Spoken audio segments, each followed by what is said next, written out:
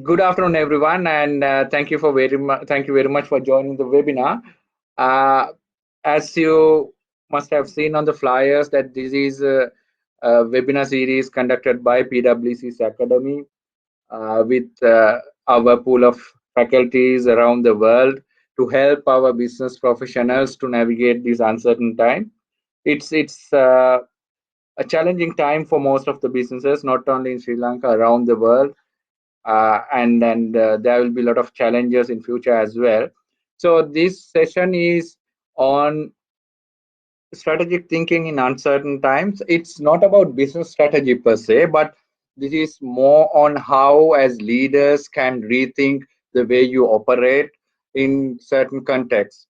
It could be on negotiating, it could be leading teams, it could be managing projects. So in this context, we are trying to give some insights on how you can rethink the way you operate. And Professor Dr. Thomas is an expert on strategic thinking and leadership and negotiation. He is joining from Berlin, Germany, which is again one of the countries affected by corona, and he will have a lot of case studies how the leadership in Germany tackling the problem. So he's an expert on negotiation strategy, and also he's a well-regarded trainer on leadership trainings. So without a further ado, let me invite Dr. Thomas to conduct the session. Over to you, Doctor. Yeah, thank you very much for the invitation, Nuvan, and for the opportunity. Welcome to everybody here from sunny Berlin. Yes, we are also under shutdown. Everybody is in home office, and Germany is one of the countries, as Nuvan just said, affected quite severe by the coronavirus. So if I look outside the window here, there's almost nobody on the street in usually busy Berlin. It's empty but sunny. And as you might imagine, Germans follow very disciplined the rules that have been put over them by the government. Today, we want to talk about strategic thinking in uncertain times, and that's the objectives I think I want to achieve today with all of you. I'm thanking for joining this afternoon. I want to share with you what does a manager, a leader has to do in a crisis, why is this important, and how can it be achieved? I want to share with you also some insight, what is needed to make decisions and to give orientation, especially in times of crises. And if possible, via virtual learning, I want also to support you in skill building, at least raise knowledge about how and how not to sustainable improve your competencies in dealing with crises. And in the best of all worlds, it also should help you for some action planning. So actually how to act in a crisis. So this is the objectives of the next 1 hour or so.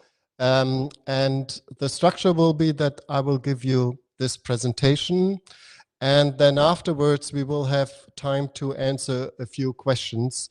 And of course, PWC will give you my presentation so that you can read afterwards also what I have said. And if you then have further questions, please feel free to contact me via email or however. That's the content of what we want to talk today. First of all, I want to reflect a little bit with you what is actually a crisis and what is it asking for, because I firmly believe that the crisis is asking for something and we have to find the answers. Then in a crisis, we have to manage experiences. How did we deal with crises before? What kind of patterns do we have? Are they appropriate or not? So we have to evaluate them and we have to manage our experiences. Then we have to master complexity. We have to be aware that there is a difference between complicated and complexity, and I want to talk with you about the special quality of complexity and how to deal with these special quality.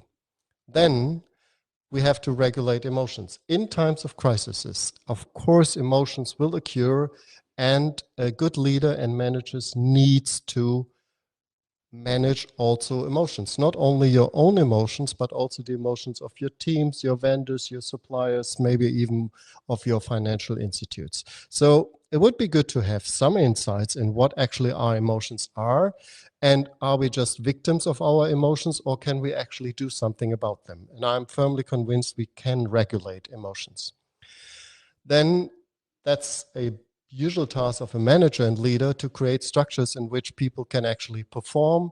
In times of crisis, that becomes even more important. So we will look into special structures that need to be built for crises. And then, which is, I mean, my home base is mediation. So you will not be surprised if I say that, and I can actually prove this, that actually cooperation outperforms competition, and especially in times of crises, cooperation has the ability to create value and to create just much more, that the whole becomes more than the sum of the parts. And that's a quite interesting effect, and then we will look into this. If you have questions, you can use the chat window. However, I will try to answer those questions then at the end and bring them. So that is the structure, and I hope you're okay with this. So what is a crisis and what is it asking for? I give rather negative examples for reaction. You might remember the case of United Airlines when they took a defensive approach when two teenagers attempted to board the flight wearing leggings. And then to make it worse, just a few days later, another person, a passenger, was actually forced to deplane due to overbooking. And United took here a defensive stance against the news, the medias, and actually that resulted in a loss of 8 million within 24 hours of the last accidents, which I just told you. Chipotle dealt with the E. coli outbreak in a quite childish manner by actually not accepting that there is a crisis, but then starting to blame others, including the media. And that also dropped their stock price by 15%. So ignoring and blaming a crisis, obviously not a good idea. But we do have also positive examples. You might remember a few years ago the bird flu that hits a lot of countries, very severe. And when the crisis began, the veterinarians here in the global north asked to cull all the birds. And immediately, of course, the global south protested and pointed out that the chickens were essential for human nutrition, something the veterinarians from their perspectives have never thought about it. They thought only about the health issue. Shortly thereafter, the biologists emphasized the importance of genetic diversity. So they said, if you cull all the birds, then in the next disease, we might not have the necessary genetic diversity so that the birds can actually survive another pandemic thing. So the UN Food and Agriculture organized and established a mediation process in the course of which numerous mediations in the global south and north found together solutions that satisfied the criteria of all those involved. We will later look at the success factors for that, but we can already learn from here. Different perspectives are important if you want to find good solutions. In this case, in certainly different circumstances, the outbreak could be prevented. So, what is a crisis? A crisis is a situation in which the reality changes dramatically in a very short period of time with serious consequences for someone or something. And to make matters worse in a crisis, we lack the information we need to understand what is happening and what could happen. So we're totally lost. Therefore, we cannot know or even estimate what consequences our actions and decisions will have in a highly dynamic situation. It's a very uncomfortable situation for us. So our human reaction to such situations is we feel overwhelmed and we react what we call emotional. We are experiencing fear and anxiety, and that will lead to very unspecific reactions. The way people react towards a crisis is also influenced by their culture, upbringing, and personal experience, as well as by their knowledge, education, social situation, and the context they're in. So the reaction also is everything but foreseeable. So we have an outside world that is actually in confusion, and we have an inside world that is in confusion, and that makes things even worse. And we don't know what our actions will actually have, what kind of effects they will have. A crisis asks for acceptance. That's the first insight I want to share with you. A crisis shows us that not everything goes as it was planned. It actually makes us a little bit humble. A crisis asks for new ways and the ability to change and to adapt to a new reality.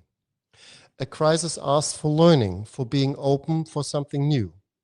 A crisis can teach us to be humble, as I said before, and to understand better that we cannot control everything. Actually, something that Germans are not very good in, if I might say that. Germans like to be in control of everything. Therefore, we love rules and everything, and then we follow them by rules. So our tolerance for ambiguity is pretty low. And scientists, for example, have shown that this tolerance for ambiguity is much higher in some Asian states, like, for example, in Sri Lanka and India. So you guys, if we would trust these scientists' results, must be much better off in dealing with these kind of ambiguity as like the Germans here, in comparison to the Germans. A crisis is complex, incalculable, and unforeseeable, so it does not follow a plan. It will definitely surprise you, and I will talk about how to prepare for surprises later. That's why no rules and recipes are there how to deal with a crisis. The crisis rather asks for attention, management, and the ability to learn and respond to new changes quickly. That's what is now asked for. So not somebody who sets up rules and then you follow the rules, but somebody who is attentive and who can actually manage a highly diverse and highly dynamic situation. And we will look into this, how to do this.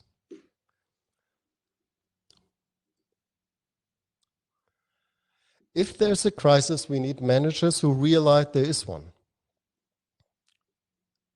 The interesting thing here, managers and leaders are human beings who will react humanly to surprising events, like emotional and so on and so on. But ignoring or neglecting a crisis can make it worse. There's only one exception I know, and that is if it comes to reputation. If a company is blamed for something and then sometimes no reaction to an accusation can be a good idea, sometimes. The thing with the virus is you cannot ignore it. Reality has a stunning force. It overcomes everything. It's a different thing than reputation. So in this case, we need first acceptance. I'll give you an example. When the first case in Wuhan were reported, Europe thought, this is a crisis that is far away. It concerns only China. Europe is far away and will not be affected. So Europe ignored the crisis for a long time and somehow also thought maybe it has a supremacy over China. When the first cases in Italy were reported, the rest of Europe continued to think in the same patterns. Again, the governments in Europe lost time by ignoring the new reality. The late acceptance of the new situation made the situation here in Europe worse. And we still can actually observe this, that, for example, Great Britain or United States, who ignored the situation longer, they have now a very severe problem there. So ignorance is not a good idea. The interesting thing is that we do know that there are certain patterns for reaction to crises. And that pattern has been described and follows 4 steps. And I want to share these 4 steps with you. The 4 steps when we are confronted with shocking news and crisis situation usually are, the first thing is we don't want to believe it. This is not true. It doesn't concern me. I can't believe this. That's a very human reaction if something shocking happens. Happens also if you get promoted or fired or something else happens. The first reaction usually is, I don't believe that. Once it kind of sinks in you, then you show emotions, outbreak of emotions, anger, fear, aggression, maybe also, I don't know, happiness. It depends on what just happened. Then after time, you start to accept the situation. aha, this is a new reality and then once you have accepted it, you can actually reorientate yourself. But that takes time. For example, if you take a totally different example, this also holds true if couples get divorced, and then if the one person tells the other person that he or she wants the divorce, the usual reaction of the other person is, I don't want to believe this, you're just in a bad mood, come on, tomorrow everything will be better. After a while, then you start to become sad or aggressive or you're shocked. And so you show emotions and things are getting actually worse. After a while, you accept the situation and then you start to organize it. So management task here, if it comes to a crisis, is how to get as quick as possible to accept the new situation. That's the first finding here, that managers and leaders need to accept a new reality almost immediately, very quickly, and adapt to it. Otherwise, they're losing valuable time how to react to a crisis, and then it might be worse. So, and then the other thing is that a manager needs to manage the crisis than rather that he or she is managed by him, by the crisis. So first finding, and we have to look at it how a leader or manager can actually do this, that he or she can actually adapt immediately, almost immediately, to a new reality and accept it. Maybe one example here from Lufthansa is that the CEO Spohr, when actually it started, the crisis started with the impacts, he immediately started to ground the airplanes. And even now, he is in his strategic thinking already 1 year, he is already thinking about the next year. So he is always 2 or 3 steps before or in the future, and not just dealing with the daily business. So that's what makes a leader. And I'm not saying that Spohr is now the leader or so. There are other people who are also doing a great job right now. Managing experiences. That's a quite interesting thing here, because it's not the first crisis you are in. So, as I said before, and look at this picture here, it's quite important. A crisis is an event that comes as a surprise and has serious effects on people or things. I said that before. The confusion in the outer world corresponds with a confusion in the inner world, and that's stress for our brain. Usually our brain tries to cope with every new impulse and reality that it actually perceives, and usually it's quite good in this. It has certain patterns, how to deal with certain situations, and we use these patterns. And if something, an unknown situation now happens, the reaction in our brain is stress. Stress is not bad per se, but our brain looks then for a new solution that has worked in the past, something it can use without building new ways, because this would take too long and take maybe too much energy. So in times of crises, people with a variety of reactions are much better off than people who have only 1 or 2 ways to react. We can actually prove that people who, for example, have lived and worked in different companies and had different experiences on different occasions, so they have a variety of reactions to certain situations.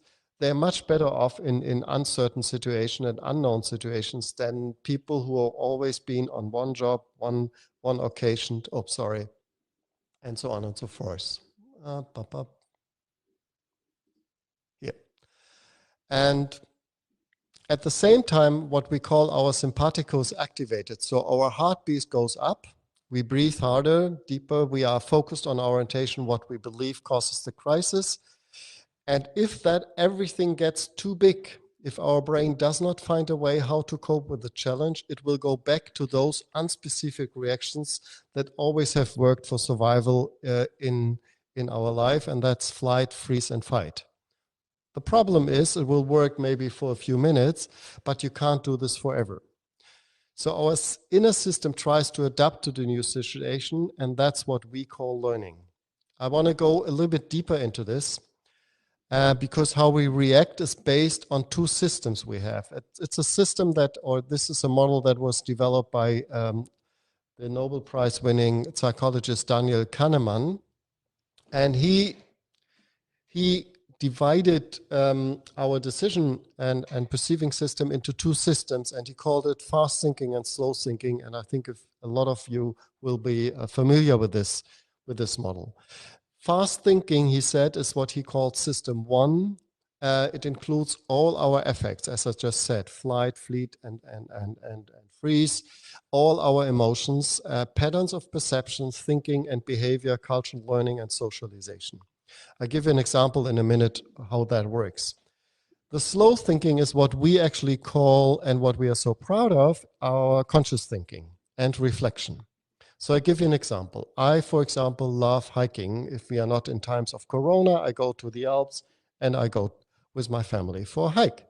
And usually when we hike, I can use my system one because I learned how to walk. So I walk, I can laugh, I can chatter, I can actually look in the countryside, everything is fine. But then I come to a very steep situation. As the way goes steep up or down. And what happens now is that I stop. I stop walking, I stop talking, I stop laughing, I stop looking around. I have immediately a focused orientation and attention, and I have to think now. So my system two was activated because system one was not able to actually deal with this new uncertain situation. So now it's slow thinking. I have to look at everything. Is there something I can actually grab to? Where do I have to put my feet on? Where do I have to put my hand on? And then when I have overcome this difficult situation during the hike, and I will go back to system one. So system two is usually only activated if needed because it will need a lot of energy. And so usually we are working with system one, even in your work, even if you don't believe that. But of course, if the telephone rings, you know what to do. You don't have to actually to think about what kind of sound is this and what do I have to do, bam. You have an inbuilt pattern that you actually know what to do if the telephone rings, and so on and so forth. So we have all these kind of patterns which are based in system one and stored there, and usually we run pretty well on system one, and system two is only needed if we actually have to deal with a new problem. And this is what we call conscious thinking and reflecting. And most people will find this rather exhausting. And of course, you can actually, together with system two, you can build new patterns. And then after a while, they will go into system one. For example, I don't know if you ever learned ballroom dancing or a certain way of playing an instrument. In the beginning, you have to do this with system two. You're very slow. You try to actually listen to the music. You try to learn your steps. You count the tact. And then after a while and with more training, you actually learn to dance, and it goes into system one. And then you don't need system two anymore. And then you can actually enjoy the dancing. The same with driving a car or what else. So this is a quite interesting system that Daniel Kahneman developed here that will help us better to understand the reaction of people. Let's look into this. I give you a little bit more an example. Let's assume our brain is a house with 4 levels. On the 4th level is our conscious thinking and decision making, what we just called system 2, slow thinking. On the 3rd level works our 14-year-old ego, and on the 2nd level we would find our 6-year-old ego. On the basement we would find our Stone Age heritage. So what happens now? In normal times, all levels are working well and according to their usual patterns together, which we would perceive as the personality of the person if we would look to the person. But then, in times of crisis, most people would experience an emotional reaction. And as previously described, as I just said, the brain is confused, it cannot use its usual patterns, so it looks for older patterns that have worked reliable in the past. And then, of course, based on your personal experience, blah, blah, blah, cultural upbringing and the context, it's most likely that the lights will go out on the fourth level. That's one of the, bad news about our brain, that if under stress, it kind of switches off the light, especially in this floor in which all our knowledge is based and stored, how to deal in a good way with crises. And for example, with United Airlines, we can see that actually it was not the fourth level who answered, but actually the third or second level, like a 6-year-old child that's saying, it's not my fault, it's your fault. So this is what we can then actually can observe, but it can be even worse that all levels shut down except of the basement, and then we would limit ourselves to unspecific reactions to our effects. They worked always, as I said, flight, fight, and freeze. In a way, we can say that Europe for a while was in a freeze mode and neglecting actually that this crisis would actually concern us. So 4 tasks, what do we learn from this? 4 tasks for leaders in crisis. First, create acceptance. Help yourself and enable everybody involved to understand and accept that there is a crisis and therefore a new reality is asking for new answers. Regulate your emotions, and I will come to that later, how to regulate actually emotions, and not only yourself, but also the emotions of others. Manage, create a process in which everybody involved has a role and a task that enables him or her to contribute to the management of the crisis. And monitor and learn. Dealing with a crisis is not an event, it's a process. So it will take a long time, it will need continuous attention and a willingness and ability to evaluate and to adapt and to learn to new situations. Task for the manager and leader is that you can actually install an appropriate management and decision-making process. And I would say there is a prerequisite which I would call ADA. 3 yes are needed. Accept, yes, it is a crisis. Decide, yes, it is a problem. That means it can be managed. And act, yes, we will manage the crisis. These 3 yes are utterly important, and I can think that if you look in your surrounding, you will find people who have not done this yet, or some people have done maybe 1 yes, but not the second yes, and only a few people have actually done the third yes. So these 3 yes actually are needed by managers in order to get into action. And of course, you also have to establish, and I come later to this, when I talk about the structure, an appropriate communication process internally and externally. Let me now go to a point that is important to me, that even if everybody agrees we are in a crisis, that of course does not mean we are talking all about the same. It's like always that, and you know this as experienced managers, that people have their own way of how they perceive the reality. And that of course holds also true in times of crises. So one of the things that you as a leader and manager have to do is to actually to make sure that you better understand what somebody else perceives if he or she talks about the crisis. So why not ask a question? What is actually the observation of this person? What is the explanation of this person for the crisis? And what is her or his judgment of the crisis? Do they see it as a chance? Do they see this as the end of the world? Blah, blah, blah. So it's all these kind of things you should know a little bit better, and don't assume that if everybody talks about the crisis, they're actually talking about the same. Why is this important? Because people act based on their perception, because that's their subjective reality. And if you don't understand their perception, you might be even more surprised by their actions. So evaluate and understand the reality people are in is, especially in times of crisis, quite important for you. So how can you train the ability to adapt immediately? Actually, the first point here is train yourself how to deal with stress, ambiguity, and uncertainty before a crisis. The problem is now the crisis is already there, but one learning could be it will be not the last crisis.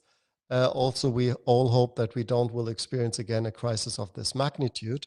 However, you can train yourself how to deal with stress, ambiguity, and uncertainty before a crisis. And things like this, how you do this is, of course, is meditation, is yoga, is doing sports, workout, breathe techniques, and so on and so forth. So there are many, many techniques how to train yourself how to deal with stress and how to get stress relief. Regulate your own emotions. I will come later to this, how to do this, and also how to regulate emotions of others.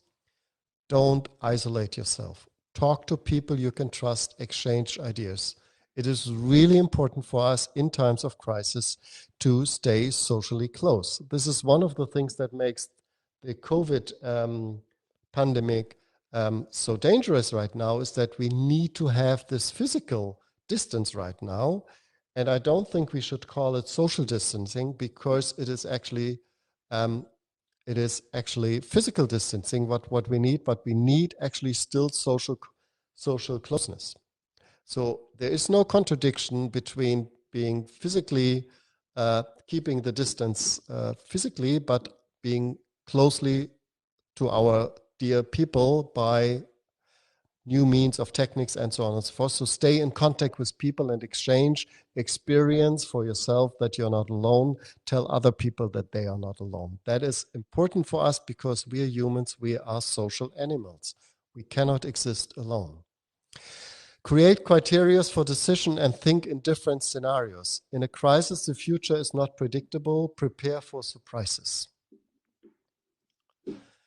Don't think everything will be fine. It will be not, unless you do something to make it work. And create a plan for yourself, a structure that you can follow. If you hate structures, some people, they hate structures, then be aware of your values and principles that will guide you through the crisis. People are different. Some people, they like a plan, some other people hate plans. But those who hate plans, be aware of your values and principles, because then your principles will guide you through. Be curious, open to learn something new, and be skeptical concerning business as usual. So how to do this now? Emergency plan and experiences. If you have an emergency plan, evaluate it, use it, and adapt it to the new situation. We could see this, for example, New Zealand. They have an emergency plan and they simply follow their procedures. That helps them to cope with the situation. Germany had not such an emergency plan, so we had actually to improvise a lot. And it took a while until Germany actually could react. And be aware, it's not the first crisis you, the organization, or the world is experiencing. Try to learn from crises from the past and adapt those experiences and learning. Stay curious, open, and try to learn fast. Mastering complexity. That's another issue that is quite important here. And in order to understand that, we have first to understand the difference between complicated and complex. Scientists divide this and they say, okay, there's something that exists that's called trivial machines. A trivial machine is, for example, a switch of a light. So if you have a light bulb and you have a switch and everything is connected, and you switch the light, then the light goes on. If you switch it again, the light goes out. You switch it again, it goes on. So it is actually simple, it's accountable, repeatable, predictable, foreseeable, and reliable, and it can be controlled. Meaning, if you switch the light and the light does not go on, it makes sense to look for the reason. Is the bulb still working, or is something with the fuse or whatever happens here? So is there still energy? So in trivial machine, it makes absolutely sense to look for the cause. What causes actually that it doesn't work? Usually if it works, it's utterly predictable and foreseeable and accountable. The same holds true with complicated machines. They have a lot of linear and crossover interactions. It is harder to understand them. That is what makes an expert. Actually, if something, whether something is trivial or complicated, depends mainly on the competence of the expert. So for an expert, a washing machine is actually simple. For me, it is absolutely complicated and I could not actually repair it. But somebody who is an expert in washing machines could do this. The same with IT programs, medication, and logistic, and so on and so forth. Still, most of this is accountable, repeatable, predictable, foreseeable, and reliable, and can be controlled. But if we go to complexity, we are not actually going to the next level. We are going in a totally different world. Let's take an example for a complex system. An example that you always have with you, which is called your body. Your body consists out of elements. For example, all your organs. You have a lung, you have a heart, you have a stomach, everything. And those elements are important for you, but what is also important is that they work together. The syllabus. So without the syllabus, it will actually not work. So you can actually exchange the elements. For example, you can exchange the heart. Our medicine is that. But if the whole circular syllabus would not work anymore, then we would have a problem. The thing here with the body is it is not accountable, not repeatable, and not predictable. For example, a team is also a complex system. If you come to the office in the morning and you say good morning to a coworker, it's most likely that the coworker will answer good morning. But you cannot be sure. It's most likely. It depends on many, many factors. What happens in the morning, what happens before between the two of you, how is the relationship, how do you perceive the relationship, and so on and so forth. If you come back from the tea, with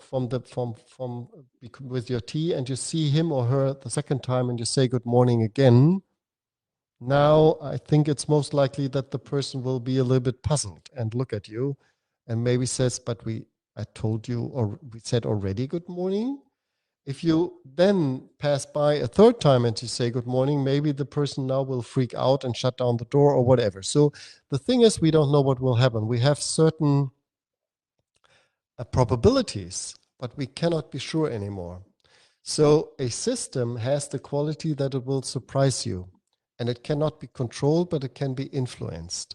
So obviously, we are dealing here with something totally different, and that is something you have to keep in mind, because if you try to deal with complexity with the tools that actually work in the world of trivial and complicated machines, you will fail.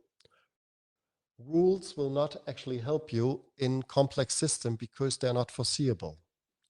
Rules are really good for complicated machines and for trivial machines, but not in a complex world. For a complex world, we need principles. For example, if you ever have been to Disney World, and of course security is there quite important for them, they have only one principle: nobody gets hurt today. And this principle is drilled into every employee there, and then every employee has to put this principle into action, and he or she has not a standard official procedure what to do. He or she is responsible to bring this principle to life. And it's astonishing that actually they're quite good in actually having not many incidents there. Just to give an example how to do this. So in a complex world, we need different perspectives. Why so? For example, in the crisis we have now, in the beginning, one of the main perspectives that would put into focus was the health perspective, that people are dying.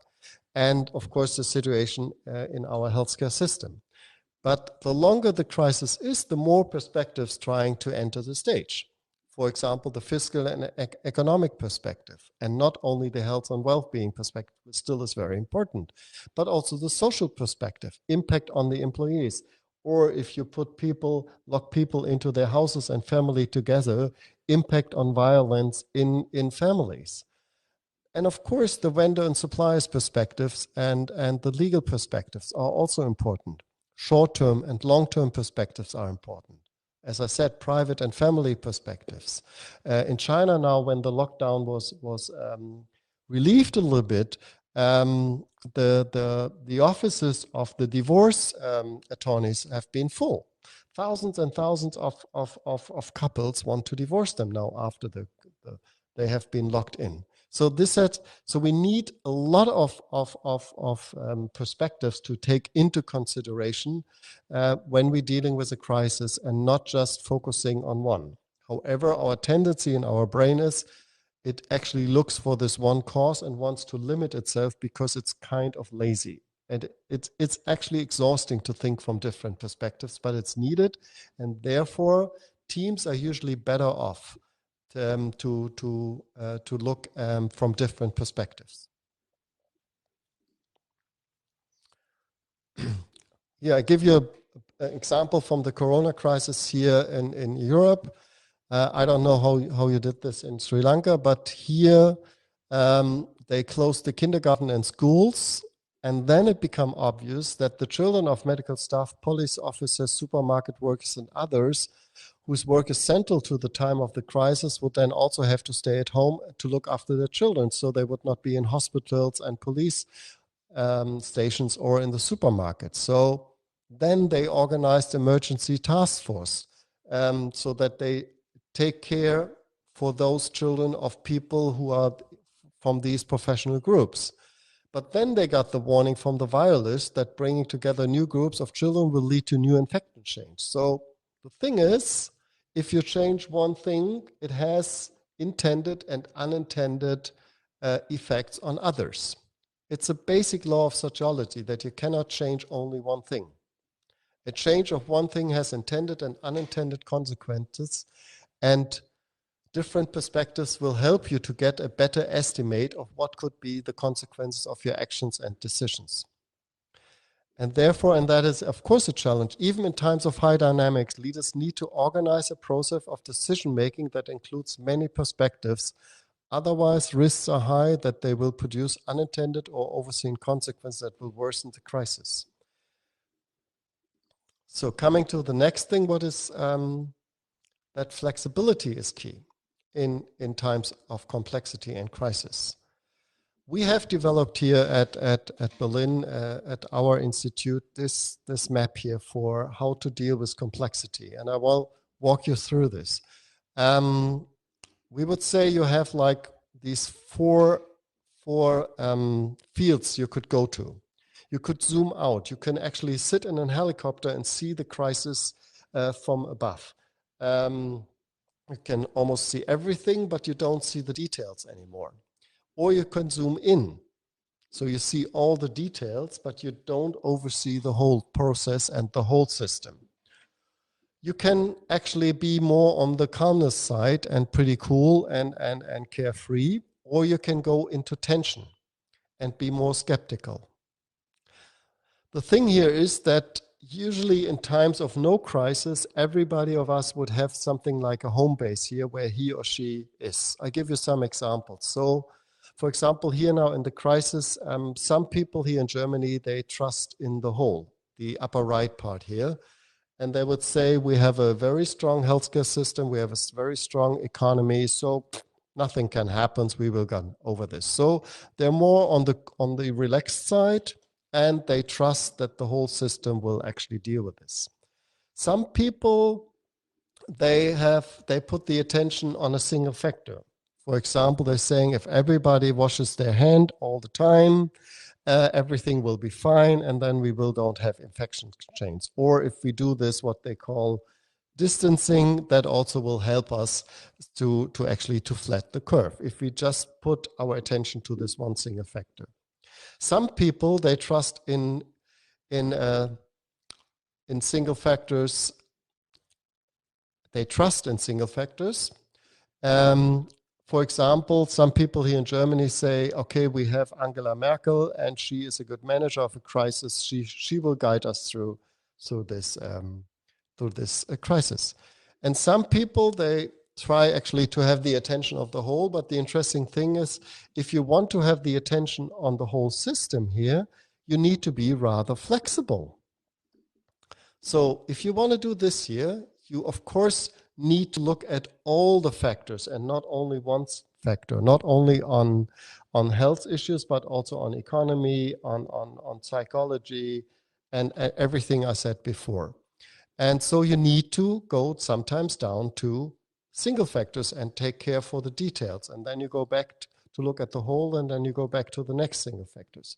And of course, you need to have trust in the whole, that yes, life will go on, and we will have a chance to overcome this. And then you might go back again here, and then you also have to go back here to trust in single factors, for example, in the voices of experts, and saying, okay, I trust this virologist, or I try this economist, and in order to make decisions on this level here again. So one of the tasks that you have as a leader is that you and your team are actually flexible in running, well, not running, but in moving around on these fields here, so that you actually keep in mind all these different things. What should not happen is that you go into this red crisis area. For example, this guy now, he is too much into generalization and skeptical. So this would be somebody who would say, okay, this crisis is too big. We cannot do everything. Me as a single person is not able to do this. For example, with the climate crisis, a lot of people present themselves or position themselves here. I don't have any saying in this crisis. If I change my behavior, that will change nothing. So these people are too much in generalization, although they see that something needs to be done.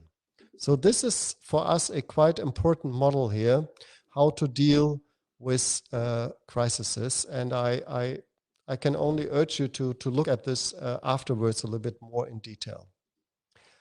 So as I said, how to work with the model: check where's your home base and where are you right now. Check where's your team right now. Because if they, for example, put all the hope on you, you might be in danger. And keep in mind, the crisis needs flexibility within the boundaries, and look for indicators that will warn you when going into the crisis area. Stay flexible, zoom in, zoom out. Regulate the tension, be focused and tense and relaxed where needed. How can you manage this? For example, if you find that you, your teams or individuals are getting stuck in one area or corner, design a time frame. In the morning, you can be in tension and zoom in. At lunchtime, you should try to think and reflect, zoom out and tension. At the afternoon, you should try to reflect, zoom in and calmness.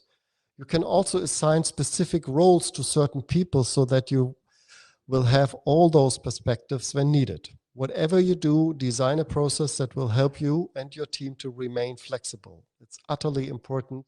Don't get stuck in one of the corners here. So, complexity, reflection makes it better. As I said before, we need slow thinking attitude in times of crises.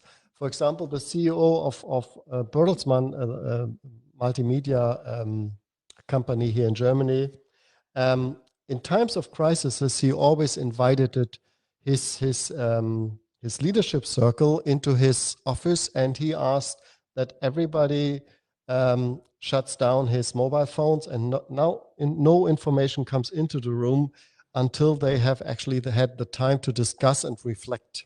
And that's what is really important in times of crisis, that you think and reflect. The thing here is, that's also a model we developed here. Usually what we do in times of crisis is, or in most of the times, it's a little bit like try and error. We try something, we have an idea, then we try it, we look at the impact. If it worked, we are fine, we do it again. If it did not work, we learn, we try something else. What is really important here is this red arrow. Reflect again. It is really that it's not only try and error, but actually reflect what could be the outcomes, what are the different perspectives. It's something that most people would find exhausting, but it's worth the effort. It's worth the effort first to think and reflect before you try the next thing out. And we are able to actually to make simulations and to think in different scenarios and to develop different options, but it needs conscious thinking, and we need to have time for this, even in times of crisis. And why is this so important? Because at the end, this is much faster than try and error all the time, because try and error can make it worse, and think and reflect can actually contribute to a good solution. Act on relevant factors. That's another thing. In a complex world, you will not find one factor that actually hits everything and fits everything. So we have to first make a factor analysis. And I work a lot with this model. I'm trying to identify the relevant factors by separating them into drivers in the system. So drivers are factors that actually creates an impulse into the system. And then in outcomes, these are factors that actually get an impulse from the system and actually are produced by the system. And then we have some factors that have no impact, so we don't need a strategy for them. And there are some who are highly volatile. That means they create impulses, and at the same time, they get lots of impulses from the system. You find this rather abstract? Okay, I have a rather simple example. You want to run the marathon. Not that I'm doing this, but if you want to run the marathon, training, of course, is key here for most of us. So what are relevant factors that you can actually manipulate so that your training will be sufficient? You might want to have a training schedule. You might want to have a support team that actually helps you, or maybe even a co-runner so that you don't run alone. You need running gear. You need a trainer. Nutrition is important. Your health system is important. And you can see health is something where it actually has an effect on training, but it also, the training has an effect on health. So that's a more volatile factor. So if you pay attention to all these factors, chances are high that your training will be much better. And this is what I call factor analysis, that you actually do this before and then you develop only strategies for the factors that actually have an effect. Also in complex situations, visualization helps a lot. A picture is worth 1,000 words. So if I want to explain to you where is Berlin and where is Sri Lanka by words, that would take a lot of words. But looking at a map together, we all know where are most of you and where am I. So use visualization. Even if you're not good in drawings, that doesn't matter, it doesn't count. Just draw as you are able to do this. Every picture is better than no picture. And it's quite interesting even to work together in a team on a picture, because then everybody can make his corrections and his perceptions, bring it into the picture. So work with visualizations and not only text-based or with words. Regulate emotions. I think that's one of the things that most of you would be quite interesting. As I said before, we need slow thinking, but in order to get slow thinking, we need to regulate emotions. So let's look at this before we then come to a summary. Why structure is so important? It's a usual management task to give orientation. And sorry. Yeah. I'm a little bit lost now. Here. Sorry. Emotions. Yeah. That's the next thing. Emotions, what are emotions?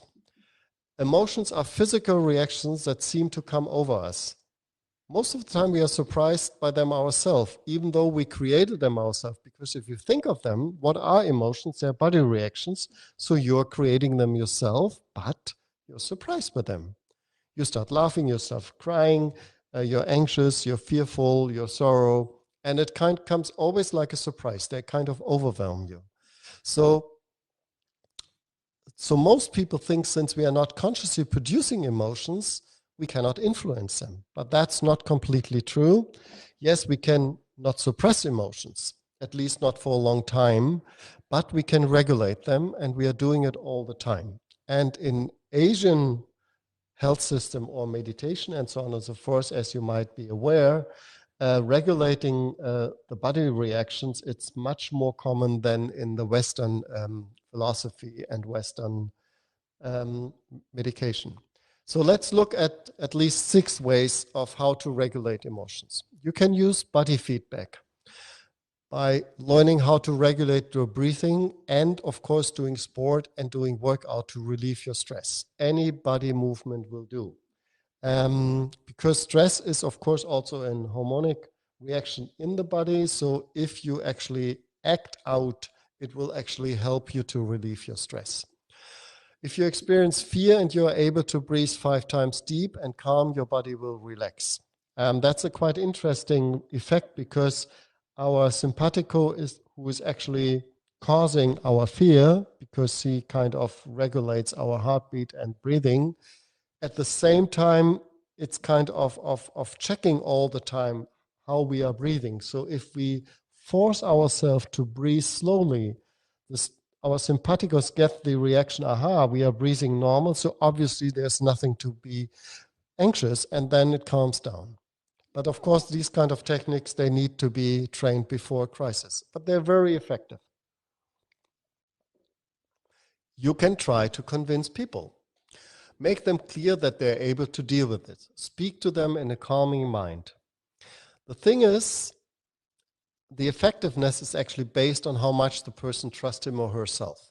It's not so effective, actually. And it can be just understood the opposite, that, aha, you leave them alone. You're saying, okay, it all relies on you and I'm not there. The other thing is that you can promise trust, build trust. Promise them that they can rely on you or the process, that you will guide them through the crisis. Again, speak to them in a calming mind. Can be understood as you or the process will take care for everything, so nothing left to do for them. They can relax, and then at the end they can blame you. Effectiveness is based on how much the person trusts you. Transparency, very effective. Share with them that the crisis is real, that it is risky, and that it will need the power and commitment of everybody to overcome it together. Ask questions, structure the process. Speak to them and listen to them. Distinguish between what is known and what's unknown. Be honest and talk about it. People need to understand what's going on, what's the reason for it, and what are the intentions. Also, what role they have and how they can contribute to a good outcome. It's very effective. People can deal with problems if they have the feeling they are taking serious. And of course, we will also talk about those people who are getting nuts. So we have also to deal with them, who actually freak out. Reorientation.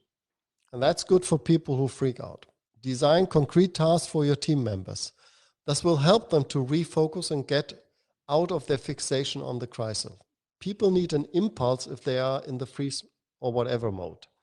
It's very effective, and actually most people do this in times of crisis. For example, if there's confusion in the outside world and confusion in the inside world, first thing they do is they start to clean their houses and rooms and offices. And why so? Because they can actually, if you create an order and structure in the outside world, and it helps you to see you're able to bring order to the world, that kind of gives power to your self-esteem and helps you then to cope with the next problem. And also to get out of this fixation. Acceptance and understanding, and be empathic and supportive. Show that you can understand the fears and worries. Ask them what exactly scares them. An emotion is something that wants to be seen. And if somebody shows an emotion and you're ignoring it, the emotion gets louder until you actually accept that this person has this emotion. So if you tell the person, I can see that you're fearful, or I perceive you as that you're anxious, then the person can say yes and feels accepted. And then you can ask this person, okay, what exactly is it what scares you? And then the person becomes able to talk about it, and talking about your feelings actually helps people. It's very effective if people feel accepted and that their emotions are okay. So that is something that, like you as a leader or manager, then becoming more or less a coach here. Create structures. Because structure also helps people to orientate, and orientation is important in times of crisis, because times of crisis are destroying all the structures. So you have to rebuild structures. Building structure is a usual management task. So you should be able to do this, because that's what you do as managers all the time. Why are structures important? They provide clear orientation, give perspective, and everybody can find his or her place in a process or organization. It's actually quite interesting. If people fall unconscious and when they become conscious again, the first thing they ask for are two questions: where am I and what time is it? So people need to find their orientation. Where am I on this planet and what time am I in? So people have an orientation, have a sense of security. If they are lost in orientation, lost in something, they get confused, and the reaction is fear and everything we talked about. But be careful.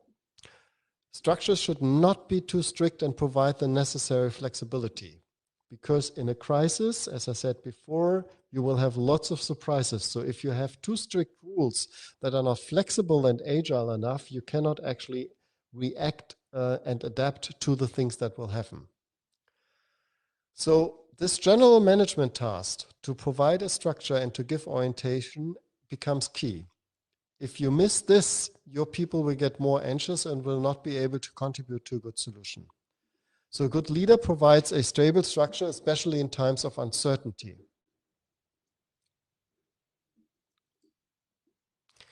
You will need structure on all levels concerning your agenda, the meetings, the topic, the process. And I share with you a template I usually use. Tell them, if you come together with people or if you invite them to something, what is the topic and context? Who is there? Why are we here? What do we aim for? What is the issue? What is the time frame? What are the resources? So what's the topic? For example, today we have the topic of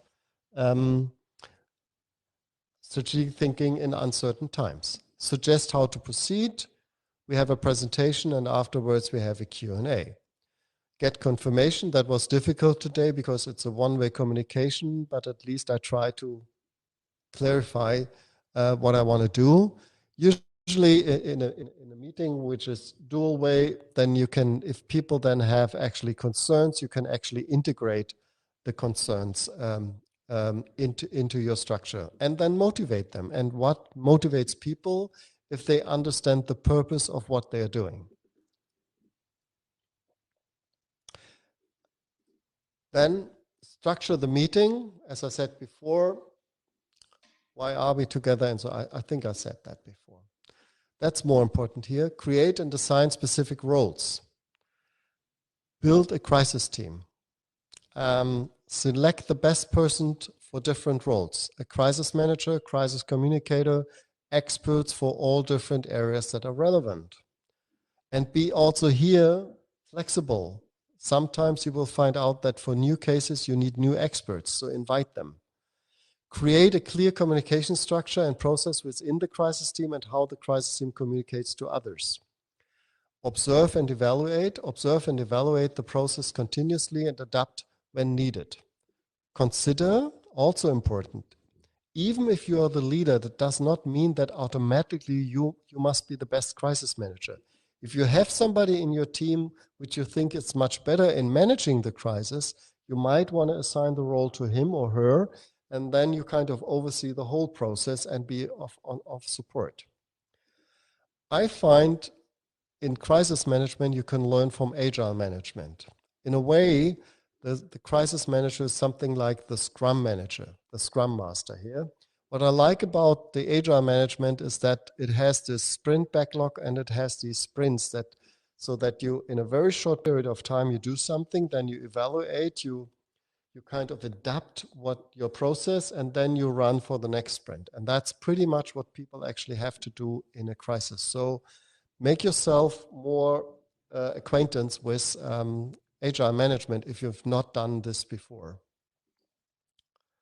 Enable cooperation, that's my last point. Cooperation needs activity and support. It needs a structure and process. It needs mutual understanding. It needs the will and ability to cooperate, and it needs someone who manages the cooperation. Let's look into this. I give you one example from the last week here in Germany. Germany has drafted and amended and implemented within 4 days a law. That is not heard of before. It was a record time of 4 days. What have been the success factors? Government and opposition worked together on the law. In this way, each side was able to raise their concerns during the drafting process, even before the debate. In the end, everybody was satisfied because each side found their points in the law and they had done it together. So don't buy it if people say that cooperation takes a long time. It does not. If people have the ability and the willingness, and if the process is managed, then cooperation is actually superior to one person decides alone. How to do this? I have some principles here. Separate the issue from the person that represents them. Even if a person represents something you don't like or in a way you don't like, don't fight the person, deal with the issue. So that's what we usually say, always kind to the person, but hard on the issue. Include different and even contradicting perspectives. It's really important that you also deal with contradicting perspectives because it doesn't come as a surprise that in crises you will have contradicting perspectives. For example, the health perspectives, nobody dies and or should die, and the economic perspectives. They are in some ways contradicting each other. And we have to find solutions where actually both will be possible in the future. That's actually the challenge. And we cannot actually sell one thing for the other. Try to understand the interest of all relevant perspectives, including yourself. Create together with the team and expert criteria that must be met by a good solution. Criteria are conditions that must be fulfilled for a good solution. And then create different options and choose by using your criteria. And then observe the impact of your action and adapt. If you want to learn more about this, you might want to look into the Harvard negotiation model because this is where it comes from. And for me, it's also a model of how to create cooperation. That's a very good example here, my donkeys. If they get into competition, nobody actually is able to get food. But if they cooperate, everybody gets what they want. So cooperation can be fast and if wanted and if done smart. I come to the end. What we have discussed in the last hour, we have talked about what is a crisis and what is it asking for. You need to understand and accept that there is a new reality. You need to adapt to the crisis and you need to have these 3 yes, as I said before. Yes, it's a crisis. Yes, it's a problem you can deal with. And yes, I want to deal with this. Manage the experience. Avoid unspecific reactions like your effects, like flight, freeze, and fight. Learn from experiences you made before or others made before. Look what you have and use it. For example, an emergency plan. Learn and adapt. Mastering complexity. Keep in mind the nature of complexity, that it is to distinguish from complicated. Remain flexible. Think and reflect. Identify relevant factors, include different and contradicting perspectives, and visualize. This mastering complexity is really at the core of everything here, because if you're a good manager for complexity, you will actually also be good in dealing with crises. Regulate emotions.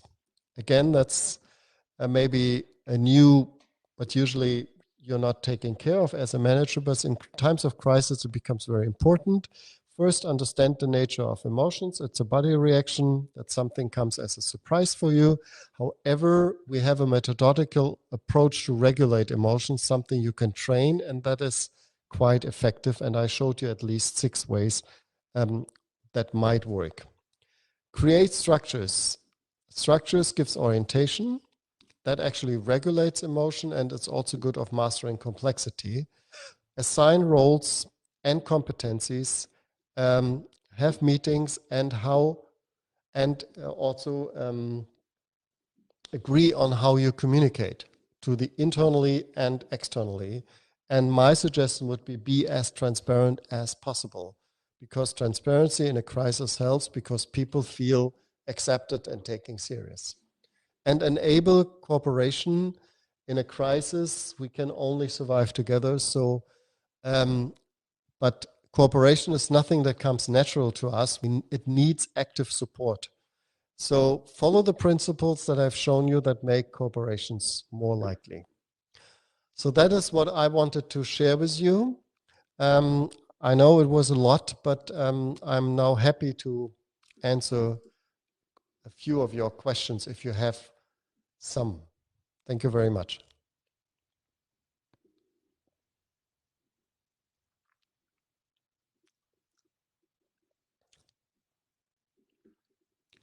Okay, the first question comes.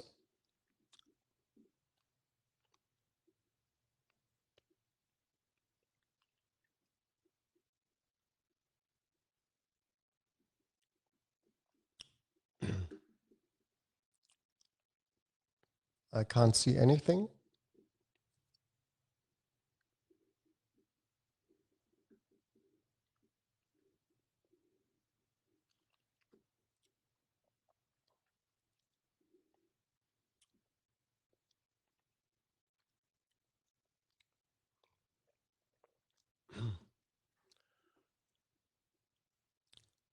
I can see that people are typing, but I cannot see anything in the chat room.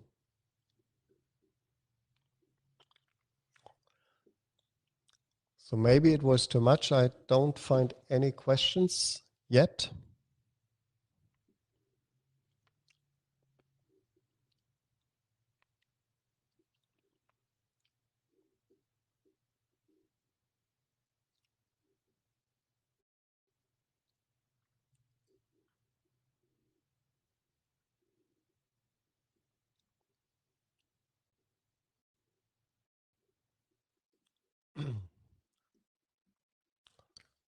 Nuvan, maybe you can help me. I see that people are typing something, but I can't actually see any comments here in the chat room.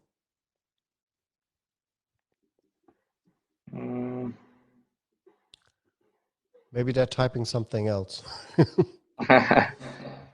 Okay, so seems that there are no questions. So then I would just leave it like this. Here. I think there is one question. Oh, yeah. Any advice pertaining to retail and business, small business? Yeah. Thank you for the question. The question is here: retail industry and on crisis management and business continuity in small and medium-sized businesses. I think the situations in different countries here is very different.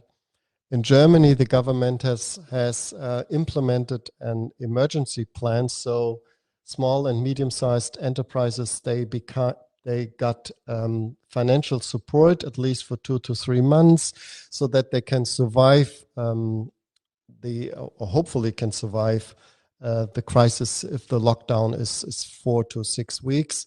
If you don't have that, of course, this crisis become a existential crisis for these people and small and medium enterprises.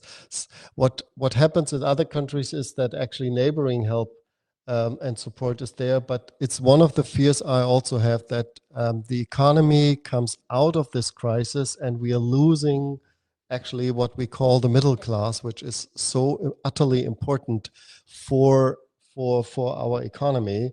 And I don't know how the situation is in Sri Lanka. Usually small and medium enterprises they lack the financial resources to live longer than, to survive longer than 4 to 6 weeks.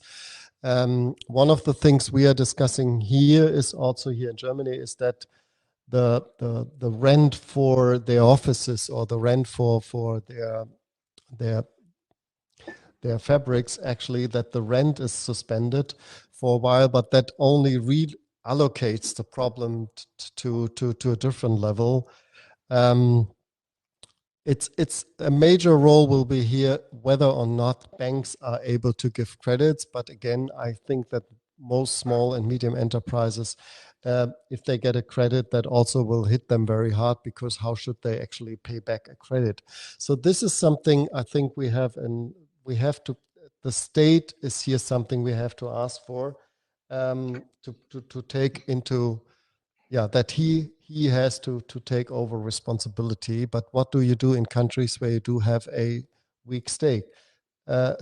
So the what I think is here, what actually your question actually tackles, is that this disease has also a a social dimension. It's not only a health dimension, it's also a social dimension. It hits people according to their social class which they're in. So sorry, I don't have a more optimistic answer to this. Doctor, I think I also can add a little bit on that, because we had a discussion in the morning around sales. One of the webinars that we are going to conduct in next couple of days around the sales leadership. So one thing that we discussed extensively is that taking a proper health check on your business. There are certain customer segments who will be affected, and certain portfolios might be affected directly, but there are certain customer segments that you might not need extensive attention. So in Yeah. that context, so getting a health check on your business and Mm, understanding what are the dynamics in play in this mm, context, how yeah. long you have cash reserves and how long you can run, and what are the processes that you can sometimes outsource or sometimes you can Mm, let go. So because yeah. the now it's more of a survival mode rather than looking at growth or strategy. So Yeah. then the next step would be, how can I be more agile, as you mentioned in your presentation? How can you bring agility into the processes and innovation? Yeah. This is where you have to look at the innovation as a process, and you have to double down on innovation. How can I achieve more return on investment through innovation? So those are some of the things that we Mm, thought that in retail industry that the players could look at, and also the digitalization of the processes, where mm, they will have more data to make mm. smarter decisions, as well as cut down certain operational costs. So those are Yeah. some of the things we discussed. Yeah. Yeah. Thank you, Nuvan. It's I can only refer back to that. You as a leader and managers, your task is now to establish exactly a process in which this discussion and debate becomes possible, because it already started that of course we are now designing the world after the crisis. And Mm. yes, the crisis will make obvious, and will actually have an acceleration effect on many yeah, developments that have been there before. For example, home office, digitalization, what is actually necessary, what is not necessary, and so on and so forth. And we do need, and I can only support you in this, we do need and discourse about this now in all the companies. And that's something that not the board can do alone. They need actually the contribution of many employees in their company in order to kind of make them fit for the time after the disease. So that's what I said before: set up a process, make it participatory, and bring in all the different perspectives in order to have a better decision.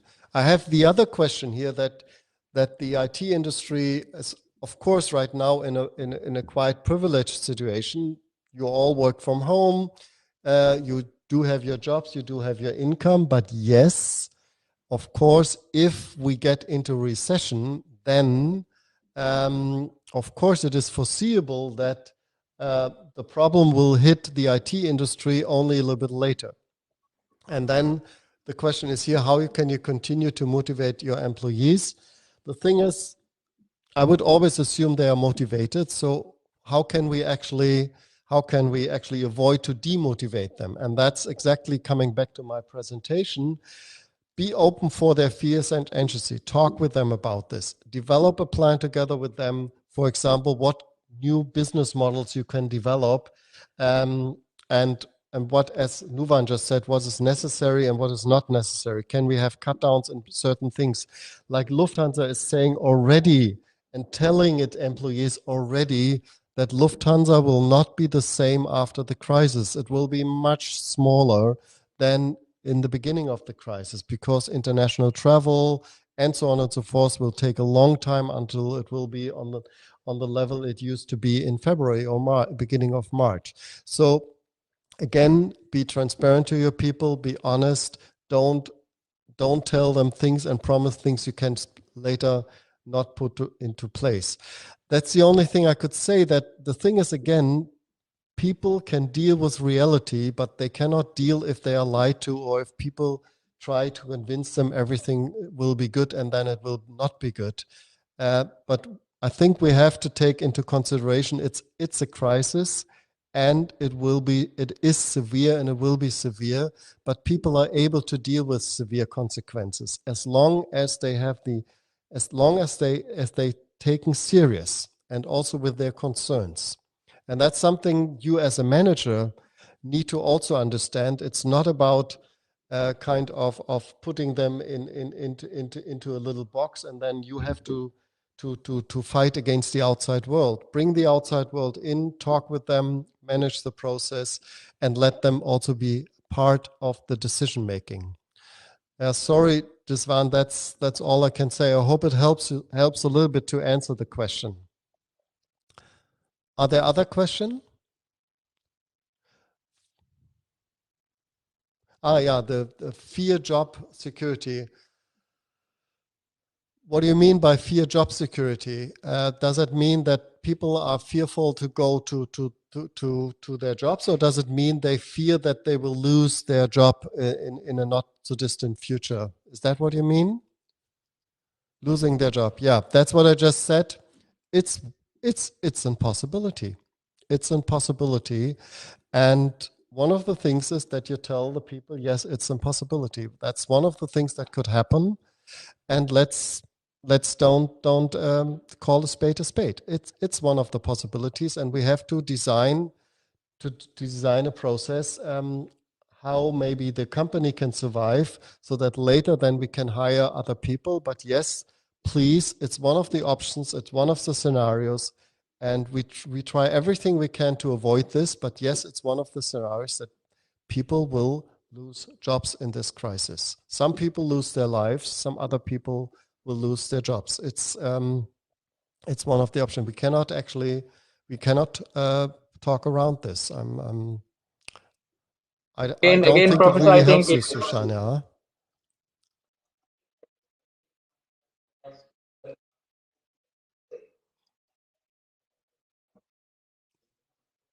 Yeah,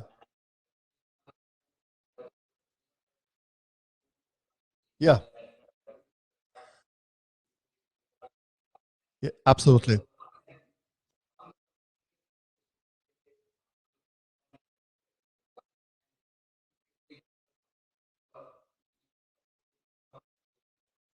Yeah, absolutely.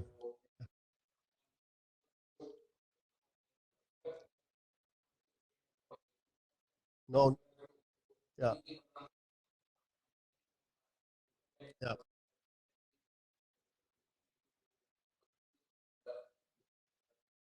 absolutely, Nuvan. I couldn't agree more. And that's also what here a lot of companies are doing. They say, okay, I want to have all my employees in my small and medium enterprise at the end of the crisis, but that means that all of you have to accept cut downs in payments for the time being. But at the end, if we survive, we can actually raise your salary afterwards. That's also what large companies have done in former times when recession was there, that they actually accepted not to have a raise in salary for a certain time period in order to that the company could survive. And so it's a little bit like a boot camp feeling that the employees are then getting. Um, and so people are getting closer together, and then actually they are willing also to do some sacrifice, even in payment. So if then at the end all can actually have their jobs, but it's again there's no security. That's something like a bet on the future, and a leader cannot promise it will be like this. It's simply he or she can promise we will do everything possible that we can secure the jobs, but I cannot promise it to you. So then I have another question. Usually in a crisis, there's experience either of you or some other person, company, country you can draw from. But what to do when the crisis is totally different magnitude and impact like the current one? Yeah, that's what I said before. The usual reaction would be that we go to our unspecific affects, which is, yes, of course, will help us to survive, but will not help us to actually deal with the crisis. One of the good things I really believe in that we humans are able to learn, and that we're able to learn fast and quick. And it's not the first pandemic. It's the first pandemic we actually experiences on a global scale for certain reasons, globalization, traveling, etc., and so on. However, I don't know, I also have lived for a few years in some Asian countries and also have experienced a pandemic crises, not in this magnitude, but so people survive this. And yes, the impact here now will be especially not only on the health system, but on the economic system. And now we need an attitude that says, okay, if we now negotiate the world of tomorrow, let's bring together the best people to create, to learn from this experience, and then to have a world that is actually a little bit better off than before. I'm not so optimistic that that happens right now, because as we've seen, all the countries, especially here in Europe, the first thing they did was actually that they closed their borders, that they kind of fall back into old patterns of everybody helps himself, and only now we start to be more, to show more solidarity. So yes, it's a new crisis. The magnitude is new, but there's also certain patterns in it where we can learn from others. And you had, for example, 100 years ago, we had also a pandemic epidemic, which was called this Spanish influenza, which actually killed, I think, 50 million people at that time. And so we can learn also from these experiences, and that's what we're doing right now. However, this economic impacts, and I agree, the impact here is something, and the consequences are not clear yet what they will be. Yeah, so that's, again, we can only act from day to day and create a plan for afterwards, as Nuvan just said. Okay, there's also a question for Nuvan. What's the advice yet? Yeah. Nuvan, you want to answer this?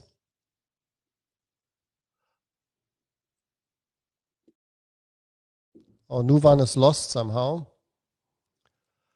Yeah, too bad.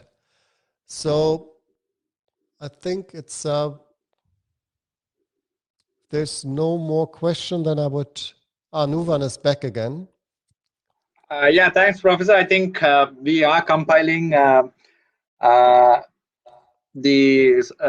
economic impact document, which will be out soon from PWC. I think it has a lot of advisors around labor laws and how to tackle these incidences, and also the refinancing opportunities for most of the sectors. So, Sushana, I think we have your contact details, and we'll send you all those details. I think you will have better insights around that. Good. So I think then from my side, thank you very much. Also, thank you very much for your questions. I'm sorry that I don't have too many good news here, but it's very serious times. It's very difficult. Yeah. Thank you very much. I appreciate that you've been here. Nuvan can send you then my presentation, and if you have more questions or comments or things things to share, I would be happy to receive them. Thank you very much and have a lovely evening, and all the best to you and stay healthy. Thank you. Bye-bye.